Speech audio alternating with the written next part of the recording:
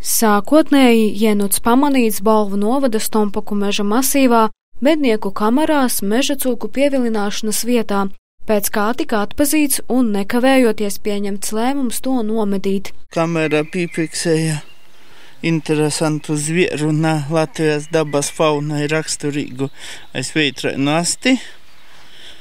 Tikai tu informāciju pazadalīts gan meža dīnestā, gan ziņojums DAFam rakstīts par invazīvos sugas todas pazarodiešanos mežā. Pieredzējušais mednieks Jānis pēc medīšanas rīkojuma mežā uzstādīja speciālu kasti, kurā pēc 2 dienām ielavījies jenuts.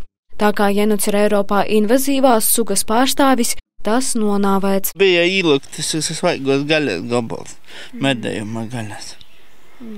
Ai dūmu, ka tas gaļas gabals jāsiņiem bija, ka iz tos smaržas ir garšas sokumā jau bija dūma, ka kaut kodas ūlas uzsiskatī, ka iztī tots, internetā, ka ūlu baigīs putno iedējs ir, bet bija tikai svaigo gaļas gabalu.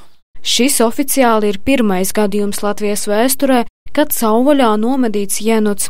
Tie ievesti Eiropā 20. gadsimtā, taču pēcāk izskausti. Tiesa, nereti jenuti joprojām novēroti kaimiņu valstīs. Lietuvā jenuti ir manīti, attiecīgi iespējams, kā arī pie mums viņi sāk parādīties tieši no kaimiņu valstīm. Protams, ir arī otrs faktors, kad jenutus tur dzīvnieku turēšanas vietās, un iespējams, ka arī pastāv risks, ka tie var izkļūt no turēšanas vietām un tādējādi nonākt savvaļā. Tas, ka konkrētais jenuts tomēr nav no dzīvnieku turēšanas vietas, ir pierādīts pēc čipa neesamības. Jenuti būtiski apdraud bioloģisko dabas daudzveidību, nodarot lielāku postu nekā citas plēsēju sugas.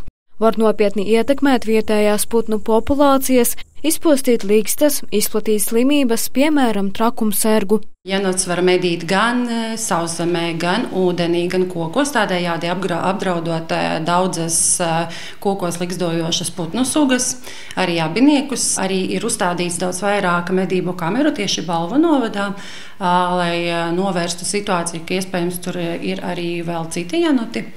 Un gadījumā, ja jenuts tiek konstatēts, tad primāri medniekam viņš ir jālikvidē. Lielu pūstējumu usīm putnīm nūdara ūlas izāda. Pa kūkim lūžņai. Gan jau kodam vasarā pie atvārto lūgai moja īleistoi prazamūstūs nakti, ka varos atsiestot zviers. Tas nebūtu cik patīkams. Mednieks Jānis veidos izbāzeni no retā dzīvnieka, lai to izvietotu trofeju izstādēs un iepazīstinātu sabiedrību.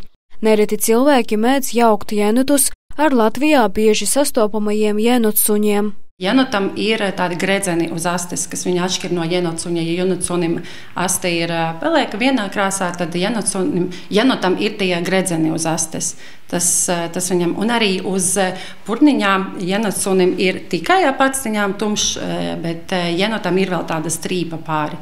Ja savvaļā tiek ieraudzīts un atpazīts jenuts, vides speciālisti aicina nekavējoties ziņot atbilstošajām iestādēm, dabas aizsardzības pārvaldei vai valsts meža dienestam.